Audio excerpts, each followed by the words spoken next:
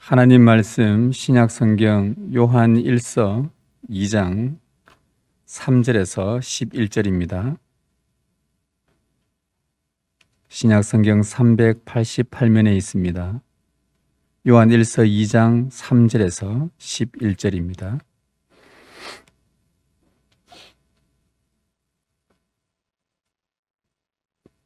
말씀을 한 절씩 교독하고 마지막 절 같이 읽겠습니다. 우리가 그의 계명을 지키면 이로써 우리가 그를 아는 줄로 알 것이요.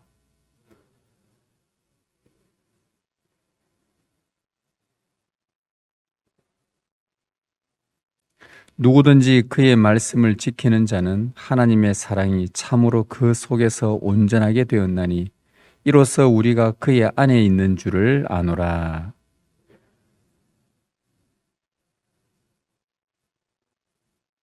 사랑하는 자들아, 내가 새 계명을 너희에게 쓰는 것이 아니라 너희가 처음부터 가진 옛 계명이니 이 옛 계명은 너희가 들은 바 말씀이거니와.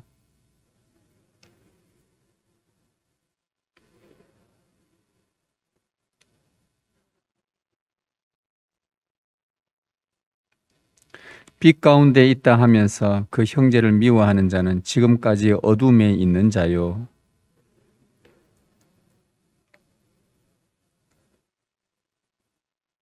같이 읽습니다.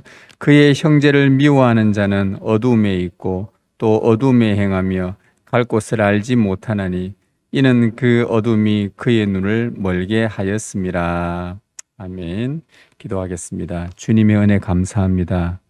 이제 우리가 주님의 말씀을 듣는 시간입니다.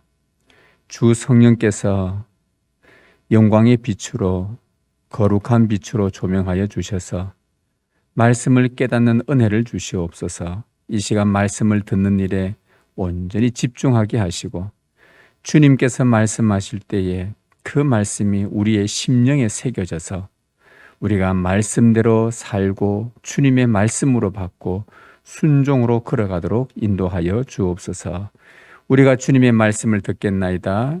이제 우리에게 말씀하여 주옵소서. 우리 주 예수 그리스도의 이름으로 기도드리옵나이다. 아멘. 젊은 두 남녀가 서로 사귑니다. 만나는 횟수가 잦아지고 만난 날짜가 오릴수록 처음 때보다 상대를 더 많이 알아가게 됩니다.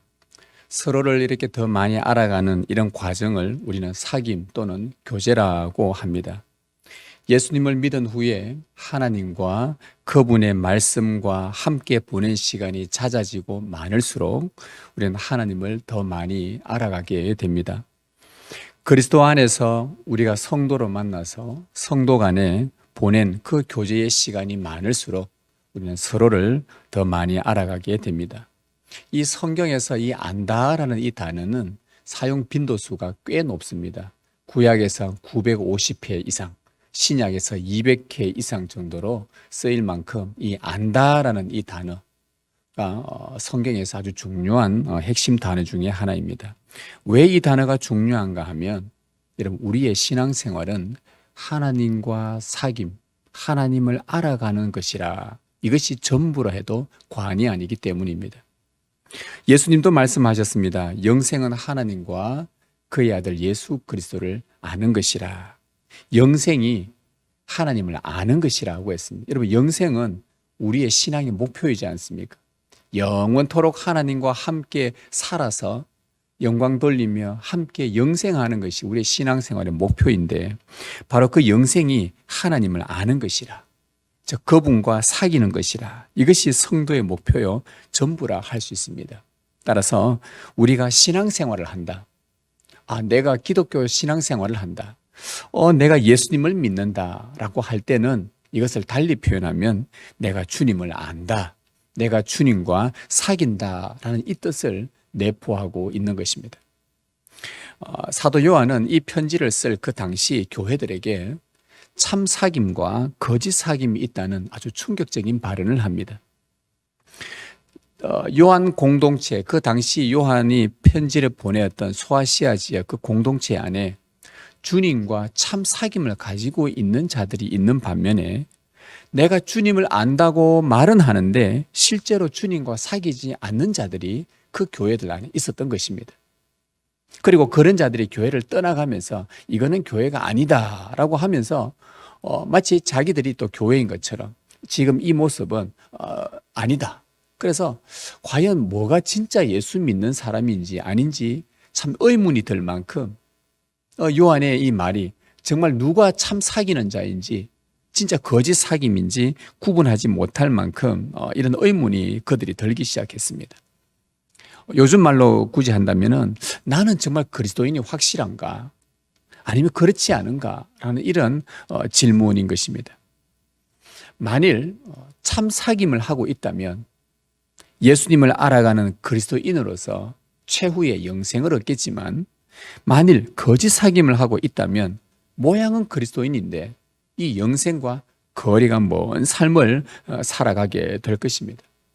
요한은 당시 교리적으로 참 혼란스러웠던 그 1세기 교회, 소아시아 교회에다가 참 사귐과 거짓 사귐의 그 증거가 무엇인지, 내가 지금 바른 사귐을 하고 있는지 그 증거가 무엇인지, 혹 내가 잘못된 사귐을 하고 있다면 그 증거가 무엇인지, 진짜 예수를 믿는 사람인지 아닌지를 분별할 수 있는 그 증거를 오늘 우리 읽은 본문에서 알려줍니다. 우리는 그 증거를 오늘 한번 찾아볼 것입니다. 3절 4절입니다. 우리가 그의 계명을 지키면 이로써 우리가 그를 아는 줄로 알 것이요 그를 아노라 하고 그의 계명을 지키지 아니하는 자는 거짓말하는 자요 진리가 그 속에 있지 아니하되. 아주 매우 중요한 말씀입니다. 그를 아노라 하고 그의 계명을 지키지 아니한, 여기서 그를 안다라는 말은 사귄다라는 말입니다. 즉 사귄다, 주님과 사귀고 있다는 증거는 예수님의 계명을 지키느냐 그렇지 않느냐가 기준이라는 것입니다.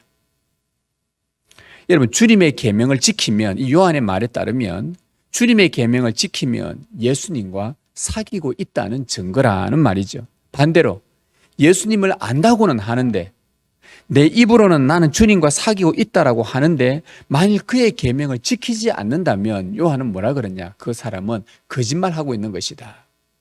그리고 그 사람에게는 진리가 없다라고 지금 말하고 있는 것이죠. 여러분, 내가 예수님과 사귀고 있다는 증거, 내가 예수 믿는 그리스도인인지 알 수 있는 확실한 증거는 주님의 계명을 지키는 것으로 판단되고 증명이 된다는 것입니다. 이것은 너무나 당연한 일입니다. 왜 그렇습니까? 여러분, 두 청년 남녀가 사귐이 진실하다면 서로가 입으로 내뱉은 약속들을 소중히 여기고 지키지 않습니까? 그렇지 않습니까? 약속을 지킨다는 것은 그 상대를 인격으로 대한다는 말입니다. 사귄다는 증거입니다. 그러나 약속을 쉽게 생각하고 지키지 않고 소홀히 여기고, 이 말은 상대에 했던 말을 가치 있게 여기지 않고, 즉 그 사람을 소중히 여기지 않고 인격으로 대하지 않는다는 말과 같은 것입니다. 여러분, 성도의 사귐도 마찬가지입니다. 서로 사귐이 있는 관계는 서로의 인격을 존중하고 그들의 서로의 입에서 나온 약속들을 지킵니다. 그것으로 사귀고 있다는 것을 증명하고 있는 것이죠. 이처럼 주님의 입에서 나온 그 계명, 주님의 입에서 나온 그 약속의 말씀, 이것을 지킨다는 것은 주님을 인격으로 대한다는 말입니다. 그분의 입에서 나온 모든 계명은 소중하게 가치 있게 여긴다는 뜻입니다. 그래서 그 계명을 지키는 것이죠. 왜? 나와 약속을 맺은, 나를 사랑하는 그 주님의 입에서 나온 계명이기 때문에 그분과 사귀고 있다면 당연히 그분의 계명을 지키는 것, 지킬 때에 나는 주님과 지금 알아가고 있구나, 주님을 점점 알아가고 있고 사귀는 중이구나 라고 증거를 해준다는 말입니다. 여러분, 우리 하나님을 보십시오. 그 하나님께서 언약의 당사자인 우리를 어떻게 대하십니까? 우리와 많은 약속을 해주셨습니다. 하나님은 우리가 하나님 앞에 약속하기 전에 하나님이 우리에게 더 많은 약속들을 해주셨습니다. 우리와 맺은 언약을 그분은 어떻게 하십니까? 신실하게 지키고 계십니다. 그 말은 하나님은 우리를 인격으로 대하신다는 말입니다. 당신의 피로 값주고 산 우리를 소중히 여기신다는 말입니다. 아주 가치 있게 여기고 대하신다는 말이죠. 하나님이 바로 우리와 사귀고 있다는 증거입니다. 하나님은 우리와 잘 사귀고 계십니다. 문제는 우리가 사귐이 있다고 하면서 그분의 입에서 나온 계명을 지키지 않는다면 그것은 거짓말하는 것이요. 이건 진리가 그 속에 있지 않다고 오늘 요한은 분명히 우리에게 말해줍니다. 여러분, 그런 거짓말을 하는 이유가 뭘까요? 나는 주님을 안다고 하는데 그의 계명을 지키지 않으면 안다고 했던 그 말은 거짓말인데 어떻게 그런 거짓말을 할 수 있는가? 그 사람 속에 진리가 없기 때문이라고 요한은 말해줍니다. 진리이신 예수님, 생명의 말씀인 그리스도가 없다는 증거입니다. 사실은 좀 더 정확하게 짚어보면 그 사람은 예수 그리스도와 사귀고 있지 않다는 것이죠. 모르고 있다는 말입니다. 처음부터 사귐이 없었던 것이죠. 왜 그런지 예수님이 하신 말씀을 통해 예를 들어 드리겠습니다. 예수님께서 누가복음 6장에서 이런 말씀을 하셨습니다. 너희는 나를 불러 주여 주여 하면서도 어찌하여 내가 말하는 것을 행하지 아니하느냐. 바리새인과 서기관들에게 이야기했습니다. 그들은 성경을 연구하는 사람들이에요. 오늘날의 목사와 신학자들처럼 성경을 깊이 연구하고 예언들도 연구하고 해서 예수 하나님이 어떤지 하나님이 어떤 말씀하시는지 이걸 아주 연구하고 낱낱이 공부하는 사람들입니다. 그런데 예수님이 그들에게 뭐라 그랬냐? 너희가 나를 불러 주여 주여 하면서도 어찌하여 내가 말하는 것을 행하지 아니하느냐. 자, 주여라고 부르는 것을 보면 주님을 안다는 말이지 않습니까? 그런데 주님의 말씀을 전혀 행하지 않는다고 합니다. 그런데 예수님께서 그 말 하시면서 곧바로 이어서 뭐라고 말씀하느냐? 듣고 행하지 아니하는 자는 주추 없이 흙 위에 집 지은 사람과 같으니 탕류가 부딪힘에 집이 곧 무너져 파괴됨이 심하니라. 그 주님이 이 경고의 말씀을 해주셨습니다. 이런 사람은 듣고 행하지 않는 사람은 주의 계명을 행하지 않는 사람은 주여 주여라고 주님을 안다고 하는데 계명을 지키지 않는 자는 기초 없이 집을 지은 사람처럼 마지막 심판 때에 크게 무너져 심각하게 파괴된다고 주님이 경고하셨습니다.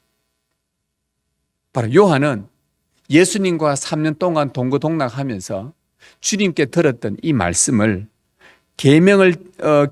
이 요한은 주님의 계명을 지키지 않는 자는 주님과 사귀지 않는 자라고 교회들에게 분명하게 전해 주었습니다.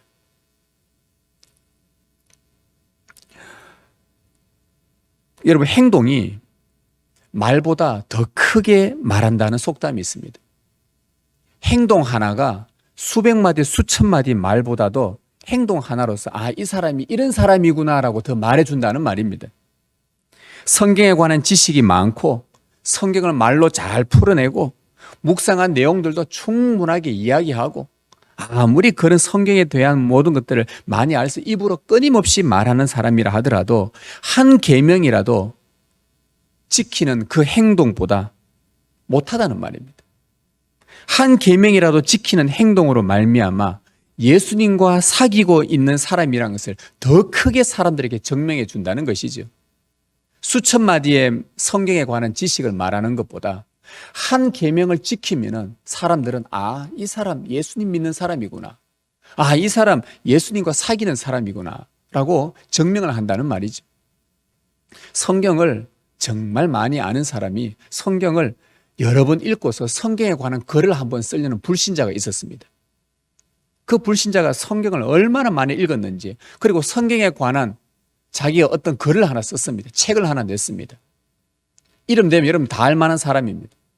근데 그 사람이 성경을 그렇게 많이 알고 읽었지만 예수님을 믿지 않습니다.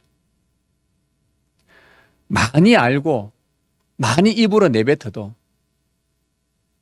한 행동으로 지키는 행동으로 말미암아 저 사람이 진짜 예수님과 사귀는 사람이구나 라고 증명을 해준다는 말입니다. 여러분, 우리는 예수님을 믿어서 의롭게 되었다라고 우리는 확신하고 있습니다. 그래서 우리가 구원을 확신을 하고 있습니다. 여러분, 그 확신이 무엇으로 증명합니까? 여러분의 자기 확신이십니까? 나는 지금 교회를 다니고 있으니까 나는 구원받았다. 자기 확신입니까? 나는 어떤 영적인 신비한 체험을 많이 하고 있으니 나는 구원받았다. 자기 확신이십니까? 나는 바울처럼 셋째 하늘에 올라간, 삼청천에 올라간 그런 경험이 있다. 천국 가서 하나님을 봤다. 그런 간증을 하면 나는 구원에 확신이 있다고 자기의 확신을 믿어도 되는 것입니까? 여러 영적인 그런 경험들, 40일 금식도 하면서 여러 가지 많은 경험들을 했다고 해서 내가 구원받았다고 확신하시는 겁니까? 그거 자기 확신입니다. 여러 영적 경험들이 여러분의 믿음을 진짜라고 말하지 않습니다. 오늘 요한은 분명히 말합니다. 진짜 믿음을 가진 사람은 예수님을 아는 자요. 그분의 입에서 나온 계명을 소중히 여기고 그것을 지키는 것으로 그 믿음의 참됨을 증명해내라고 합니다. 여러분, 진짜 사귐은, 진짜 주님과 사귀는 사람은, 정말 주님을 아는 사람은 주님의 계명을 지키는 자입니다. 계명을 지키는 것을 내 할 일 다 하고 인생의 어떤 부차적인 것으로 여긴다든지, 다 내 할 일 다 하고 내 하고 싶은 거 다 하고 그 주님의 계명 한번 지켜볼까라고 하면 부차적으로 여긴다든지, 지키면 좋고 안 지켜도 어쩔 수 없는 뭐 그런 것으로 혹시 간주하고 있지는 않습니까? 여러분, 주님의 계명을 지키는 것은 오늘 요한에 따르면 영생과 영멸의 문제입니다. 나중에 주님의 심판이 임했을 때에 주님을 안다 주여 주여라고 하는데 듣고 행하지 않는 자는 탕류가 부딪혀서 그 심한 그 환난 가운데에서 다 부딪혀서 믿음 다 잃어버리고 다 깨어지고 심하게 파괴되어져 버린다고 했습니다. 이것은 영생과 영멸의 문제입니다. 영원히 사느냐 죽느냐의 문제입니다. 우리의 믿음이 참인지 거짓인지 확증하는 필연적이고도 본질적인 것입니다. 여러분, 생명의 말씀이요, 우리가 요한일서 1장에서 본 것처럼 진리요 생명의 말씀이요 영원한 생명이신 그리스도께서 여러분 안에 거하신다고 확신하십니까? 주님과 사귐으로 그분을 알아가고 있다고 확신하십니까? 그렇다면 주님의 계명을 지키는 자들이 되십시오. 그럴 때에 그 사귐은 거짓이 아닌 참된 사귐이 될 것이요, 여러분을 영생으로 인도해 가실 것입니다. 참, 그러면 여기서 우리가 한 가지 질문을 우리가 하나 해야 됩니다. 제가 이 말씀을 묵상하다가 이 부분들을 제 스스로에게 질문하게 되었는데요. 자, 그러면 나는 주님과 함께 사는 자다. 주님의 계명을 지키려고 한다. 그러면 주님을 이 아는 자는 왜 그의 계명을 지키려고 할까? 이 질문입니다. 여러분, 주님을 사랑하십니까? 여러분, 주님을 믿으십니까? 주님과 사귐이 있으십니까? 주님과 교제하십니까? 주님을 아십니까? 그러면 여러분 안에는 주의 계명을 지키려는 마음이 자꾸 생길 것입니다. 이게 정상이거든요. 그러면 왜 주님과 사귀는 자는 그의 계명을 지키려고 하느냐? 이게 질문입니다. 때로는 이 계명을 지키지 못해서 안타까워하기도 하고 괴로워하기도 하고 애통해하기도 합니다. 저는 목사이지만 주님의 계명을 다 지키지 못합니다. 그럴 때마다 뭐 지키지 못할 수도 있지 하면서 당연한 것으로 여기지 않으려고 무진장 애를 쓰고 있습니다. 당연한 것이 아닙니다. 계명 안 지켜도 되는 것이 당연한 것이 아니란 말이죠. 오호라, 나는 공고한 사람이로다. 이 사망의 몸에서 누가 나를 건져내랴. 이 바울의 고백을 제가 수차례 수십 번 인용하면서 제가 회개를 합니다. 그러면서 계명을 지킬 수 있는 힘을 달라고 기도합니다. 이런 왜 주님과 사귀는 자들은 이 주의 계명을 지키려고 할까요? 그 이유는 하나님의 사랑이 이미 우리 안에 온전하게 되었기 때문입니다. 하나님의 사랑이 이미 우리 안에 들어와 있기 때문입니다. 5절 말씀입니다. 한번 들어보십시오. 5절 말씀 보십시다. 누구든지 그의 말씀을 지키는 자는 하나님의 사랑이 참으로 그 속에서 온전하게 되었나니 이로써 우리가 그의 안에 있는 줄을 아노라. 그의 말씀을 지키는 자는, 그의 말씀을 지키려고 하는 자들은 하나님의 사랑이 참으로 그 속에서 온전하게 되었다고 말합니다. 그 사랑이 이 안에서 온전하게 되었기 때문에 그의 말씀을 지키려고 하는 것이고, 이로써 우리가 주님 안에 있는 줄을 주님과 사귀고 있는 줄을 너희가 알아라 라고 지금 말하고 있는 것입니다. 여러분, 여기에서 그의 말씀을 지키는 자 할 때 이 지킨다는 단어가 현재 능동형입니다. 이 말은 그 말을 계속해서 그 계명을 적극적으로 지킨다는 말입니다. 여러분, 계속 적극적으로 하나님의 계명을 지키려는 그 근거가 어디서 나오느냐? 바로 5절에서 말해줍니다. 하나님의 사랑이 참으로 그 속에서 온전하게 되었나니, 이 말은 하나님의 사랑이 그 사람 속에 참으로 진실로 정말로 깊이 자리 잡고 있기 때문에 우리가 적극적으로 계속해서 말씀을 지키려고 한다는 것입니다.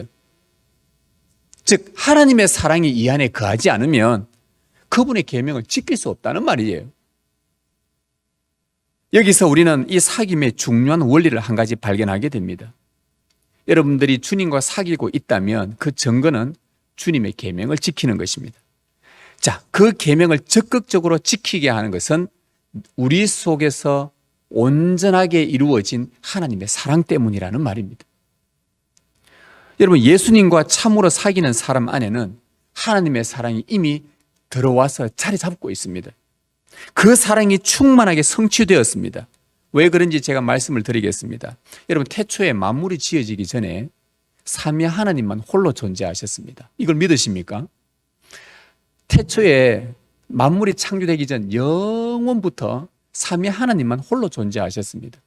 성부와 성자와 성령이 홀로 존재하시는데 그분이 하신 일이 뭔 줄 압니까? 만물이 지어지기 전부터 영원토록 삼위 하나님이 하시는 일은 서로 사랑하는 일입니다. 서로 사귀는 일입니다. 삼위 하나님은 사랑 그 자체이십니다.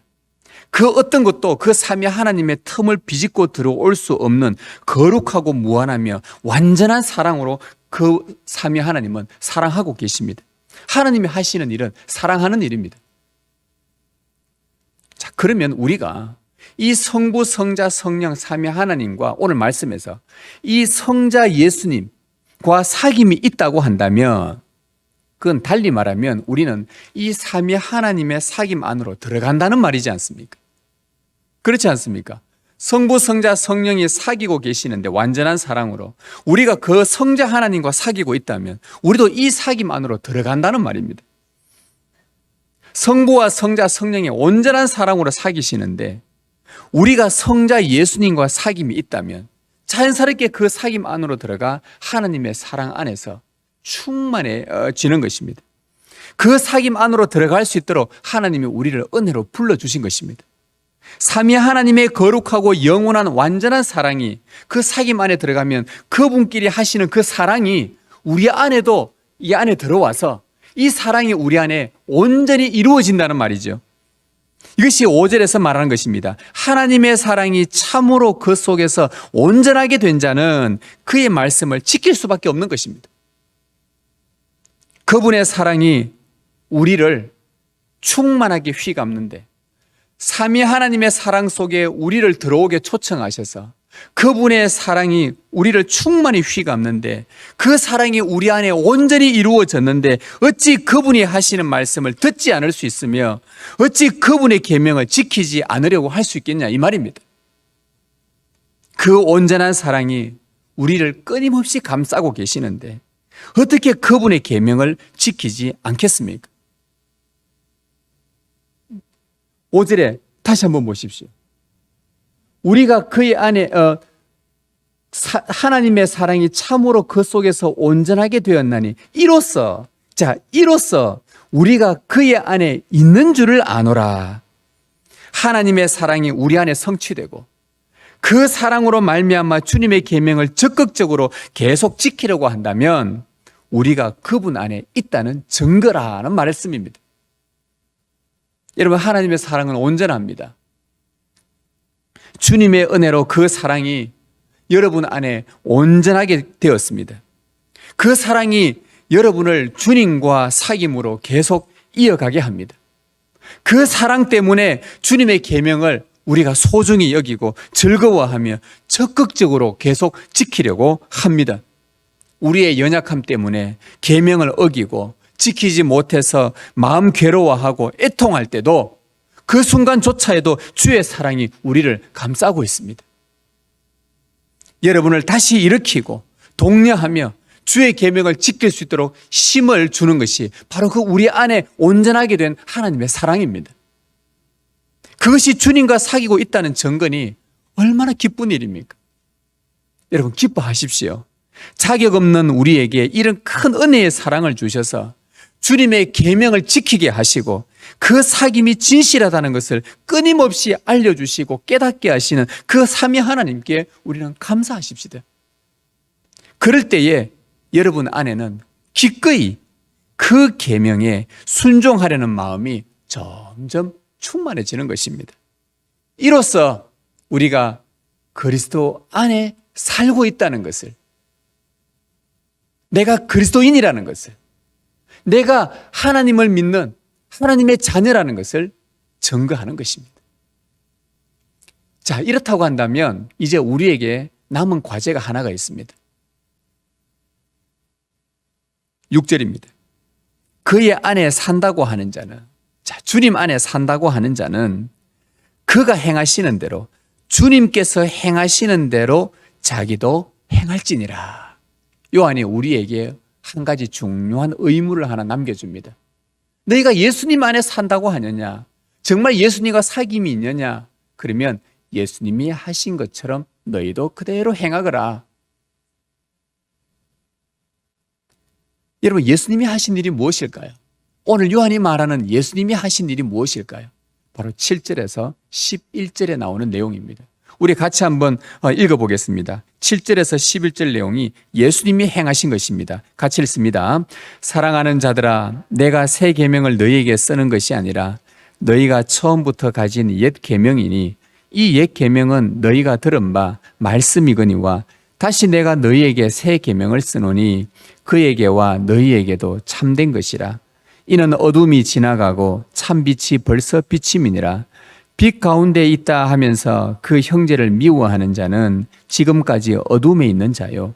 그의 형제를 사랑하는 자는 빛 가운데 거하여 자기 속에 그리낌이 없으나 그의 형제를 미워하는 자는 어둠에 있고 또 어둠에 행하며 갈 곳을 알지 못하나니 이는 그 어둠이 그의 눈을 멀게 하였음이라.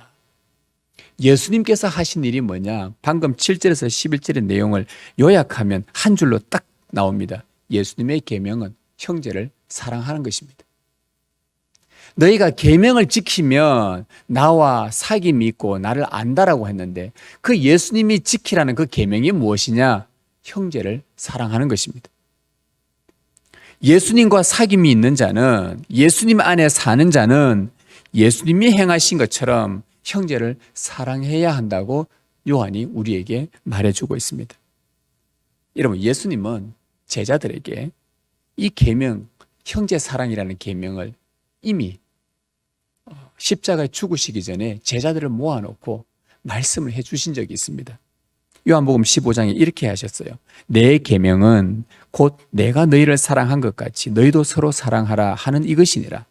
사람이 친구를 위하여 자기 목숨을 버리면 이보다 더 큰 사랑이 없나니 너희는 내가 명하는 대로 행하면 곧 나의 친구라. 예수님이 제자들을 모아놓고 내 계명은 하면서 이 말씀을 해주셨습니다. 예수님은 친구를 위해 목숨을 버리는 것보다 더 큰 사랑이 없다고 말씀하셨습니다. 그러면서 제자들을 위해서 자기 목숨을 십자가에 친히 내어주는 모범을 보여주셨습니다. 여러분, 모범을 보이더라도 자기 목숨을 죽는데 내어주는 모범이 여러분 있습니까? 이렇게 살아야 된다라고 모범을 보여주는데 자기가 죽으면 끝이지 않습니까? 그런데 주님은 자기 목숨을 십자가에 죽으면서까지 형제를 사랑하는 것이 내 안에 사는 것이다 라고 친히 모범을 보여주신 것입니다. 예수님의 계명은 그분처럼, 주님이 하신 것처럼 형제를, 자매를 사랑하는 것이었습니다.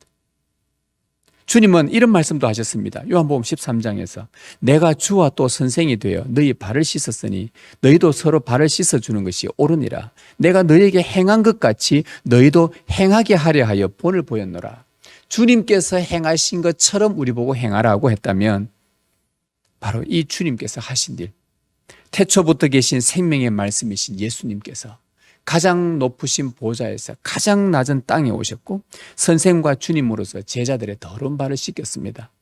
사랑의 섬김을 보여주셨고 자신이 하신 것처럼 너희도 그렇게 해라. 그래야지 내 안에 사는 것이다. 나와 사귀는 것이다. 그것이 나를 믿는 것이다. 그것이 나를 사랑하는 것이다. 라고 본을 보이셨습니다. 사랑하되 더 낮은 자리에서 섬기는 것이 주님의 계명이라고 우리에게 알려주었습니다. 요한은 3년간 주님과 동거동락하면서 그분께 받았던 이 계명을 당시 소아시아 교회들에게 또한 오늘 우리에게 그대로 전달을 해줍니다. 너희가 예수를 믿느냐? 너희가 예수님을 주와 그리스도로 믿느냐? 예수님과 너희가 참된 사귐이 있다고 말하느냐? 예수님을 안다고 너희가 지금 말하고 있느냐? 그렇다면 예수님의 계명을 따라 형제를 사랑해야 한다. 이것이 너에게 주는 내 계명이다. 나도 이 계명을 지키기 위해 내 목숨을 십자가에 내어주었다. 죽기까지 하면서 내가 형제를 사랑하였다. 이 주님께서 우리에게 들려주시는 생생한 말씀입니다. 하나님의 계명을 요약하면 사랑입니다. 옛 계명을 이미 우리에게 주셨지요. 그러나 이것은 옛 계명은 옛 것이 아니라 특별한 새로운 것이 아니라 똑같은 것이다. 여러분, 옛 계명, 구약의 모든 율법을 주신 이 율법을 요약하면 옛 계명 10가지 계명으로 요약됩니다. 그 10가지 계명이 하나님을 사랑하고 이웃을 사랑하라는 그 계명이지 않습니까? 예수님도 이 구약의 모든 계명을 요약해서 정리를 해주셨습니다. 마음을 다하고 뜻을 다하고 힘을 다하여 하나님을 사랑하고 내 이웃을 사랑해라. 이것이 선지자의 율법의 강령이다. 가르칩니다. 사도 바울도 이 구약의 계명을 요약해서 한 문장으로 정리를 해주었습니다. 온 율법은 내 이웃 사랑하기를 네 몸같이 하라 하신 한 말씀에 이루었느니라. 이렇게 우리에게 가르쳐 주었습니다. 여러분, 우리는 빛에 속한 자들입니다. 빛이신 예수 그리스도 안에 사는 자들입니다. 빛이 이미 우리 안에 비추어져서 우리는 어둠이 다 물러간 자들입니다. 더 이상 어둠과 관계없는 사람들입니다. 빛이신 하나님과 사귐이 있는 자들입니다. 그런데 9절을 보십시오. 빛 가운데 있다 하면서 그 형제를 미워하는 자는 지금까지 어둠에 있는 자요. 무서운 말씀입니다. 빛 가운데 있다고 했는데 형제를 미워하는 것이 내 안에 있다면 이것은 어둠에 있는 것이었다. 빛 가운데 있다고 확신했는데 형제를 미워하고 있다면 스스로 빛 가운데 있다고 착각하는 것일 뿐 실제로는 어둠에 있는 것이라고 분명히 요한이 말해줍니다. 이건 그리스도와 사귐이 아니라는 말이죠. 그리고 11절에 그의 형제를 미워하는 자는 어둠에 있고 또 반복합니다. 미워하는 자는 어둠에 있는 것이다. 또 어둠에 행하며 갈 곳을 알지 못하나니 이는 그 어둠이 그의 눈을 멀게 하였습니다. 미워하는 자들의 이 불행을 보십시오. 어둠에 있어서 갈 길을 알지 못한다고 합니다. 여러분, 어둠에 오래 있으면 동굴에 1년, 5년, 10년, 20년 동굴에만 살면요 시력을 잃어버린다고 합니다. 바로 이 어둠이 형제를 미워하면 어둠이 거하나니 미움은 어둠에 속한 것으로 우리의 눈을 멀게 합니다. 무엇이 옳은지 분별하지 못하도록 눈을 멀게 해버립니다. 무엇이 선하고 거룩한 것인지 깨닫고 분별하는 능력을 잃어버리게 됩니다. 이것이 어둠입니다. 이것이 계명 지키지 않는 것이죠. 여러분, 아담 하와가 계명을 어겼습니다. 눈이 어두워져 버립니다. 옳고 그른지 판단을 하지를 못하게 됩니다. 하나님의 말씀을 들었지만 순간 들리지 않는 것입니다. 이것은 먹지 마라라고 했던 계명이 들리지 않는 거예요. 이것이 어둠입니다. 잠언 4장은 이렇게 말하죠. 악인의 길은 어둠 같아서 그가 걸려 넘어져도 그것이 무엇인지 깨닫지 못한다고 교훈합니다. 어둠 속에 걸려 넘어졌는데도 내가 넘어졌는지조차 모르고 있다는 것. 이게 어둠에 속한 자들이요. 어둠에 있다는 것은 형제를 미워하는 자들이요. 갈 바를 알지 못하고 갈 길도 모르고 어둠이 그의 눈을 멀게 해버렸기 때문에. 그러나 10절을 보십시오. 그의 형제를 사랑하는 자는 빛 가운데 거하여 자기 속에 그리낌이 없으나. 형제를 사랑하는 자는 빛 가운데 살기 때문에 자기 삶 가운데 그리낌, 즉 올무가 없다는 말입니다. 왜? 환하게 그리스도의 빛이 비춰주니까 분명히 올무가 있으면 걸려 넘어지는 이 걸림돌과 방해물이 금방 보인다는 말이죠. 걸려 넘어지는 일이 없다고 말합니다. 그리스도께서 환하게 빛을 비춰주시니까 넘어질 일도 없고 주저앉을 일도 없고 엉뚱한 길로 가지도 않는다는 것입니다. 마귀가 심어놓은 올무가 있는데 그 올무가 눈에 훤하게 보인다는 말이에요. 피해갈 수 있는 영적 분별력이 생긴다는 겁니다. 이것이 그의 계명을 지키는 것인데, 즉 형제를 사랑할 때에. 여러분, 사랑이 우리 앞에 걸린 모든 문제들을 해결하는 지름길이기도 합니다. 이것이 형제를 사랑하는 자에게 주어지는 하나님의 은혜요, 복입니다. 여러분, 인생의 모든 엉킨 실타래를 푸는 정말 마법 같은 열쇠가 하나 있다면 그것은 사랑입니다. 여러분, 제가 알고 있는 성경 지식이 자랑할 건 아니지만 그래도 누구와 함께 논쟁해서 성경에서 뒤질 않을 만큼 성경에 대한 지식을 좀 갖고는 있습니다. 그리고 제가 모태신앙부터 지금까지 한 50여 년간 교회 경험이 있습니다. 신앙의 연륜도 나름은 좀 있다고 생각할 수 있습니다. 그러나 제 앞에 해결할 수 없는 많은 일들이 그리스도께 받은 온전한 사랑으로 형제 자매를 사랑할 때에 비로소 풀리지 않았던 문제들이 해결되는 경우가 허다했습니다.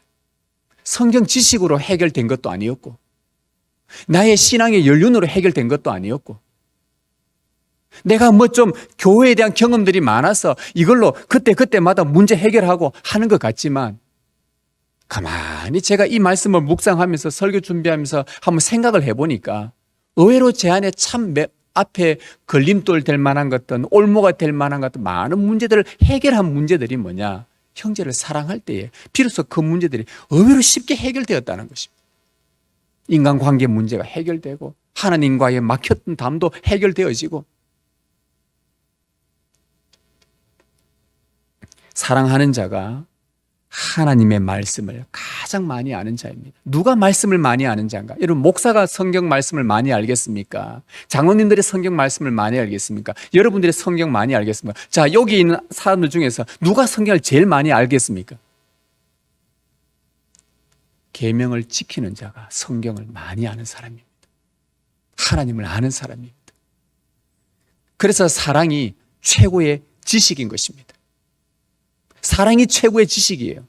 최고의 전문적인 지식을 갖고 있어도 그것이 사랑하는 일에 쓰이지 않으면, 사람들을 해하고 망치고 무너뜨리고 파괴하는 일에 쓰이면 그 지식은 지식이 아닌 것입니다. 아무리 과학기술이 발전해도 이 과학기술을 가지고 살상 무기로 만들고 폭탄을 만들고 사람을 죽이고 해치는 일에 쓰인다면 그 지식은 참 지식이 아니라는 겁니다. 참된 최고의 지식은 사랑의 지식입니다. 여러분은 예수 그리스도를 진실로 믿습니까? 주님을 깊이 알아가는 참된 사귐을 이어가고 있습니까? 그렇다면 성령님은 여러분을 삼위 하나님의 온전한 사랑 안으로 들어오도록 인도하실 것입니다. 그리고 그 안에서 하나님의 사랑을 충만하게 경험하게 하실 것입니다. 성령님은 그분의 사랑의 너비와 길이와 높이와 깊이를 깨닫도록 깊은 은혜를 주십니다. 어두움이 삼위 하나님과 여러분이 사귀고 있는 그 사귐 안으로 비집고 들어올 틈조차 없도록 영광의 빛으로 환하게 비춰주실 것입니다. 그러고 나면 성령님께서 여러분을 어디로 인도하시겠습니까? 형제 사랑이라는 주의 계명으로 반드시 인도하실 것입니다. 내가 주님의 사랑 안에 충만해져 있고, 내가 주님과 사귀고 있고, 내가 주님 안에서 거하고 있고, 내가 주님을 알고 사귀는 충만한 하나님의 사랑이 내 안에 온전하게 이루어지고 나면 성령님은 반드시 우리를 어디로 인도하시냐? 이 사랑이 확실하다, 너의 하나님과의 사귐이 참 진실하도다, 네가 하나님을 아는구나 라고 증명해 줄 수 있도록 형제 사랑으로 반드시 이끌어 간다는 것입니다. 그 현장으로, 그 상황으로 우리를 몰아가십니다. 사랑할 수 있도록 그 길로 열어가신다는 겁니다. 그 계명을 여러분 계속해서 적극적으로 행하시길 바랍니다. 그렇게 하도록 성령께서 힘을 주실 것입니다. 성령의 인도를 따라 형제 자매의 사랑을 실천할 때 여러분은 빛 가운데 거하는 자요, 예수 그리스도와 참된 사귐을 확증하는 것이요, 예수님을 믿는다고 증거하는 것입니다. 여러분 안에 형제 자매를 사랑하는 그 주님의 계명을 여러분 즐거운 마음으로 받아들이고 참으로 좋아하는 마음이 여러분 안에 가득하기를 주님의 이름으로 소망합니다. 형제 사랑이라는 이 계명을 지킴으로 여러분 주위에 어두움이 하나씩 물러가고 그리스도의 빛이 환하게 비추는 그런 은혜가 여러분 안에 또 여러분의 삶의 가정에 충만하시길 주님의 이름으로 기원합니다.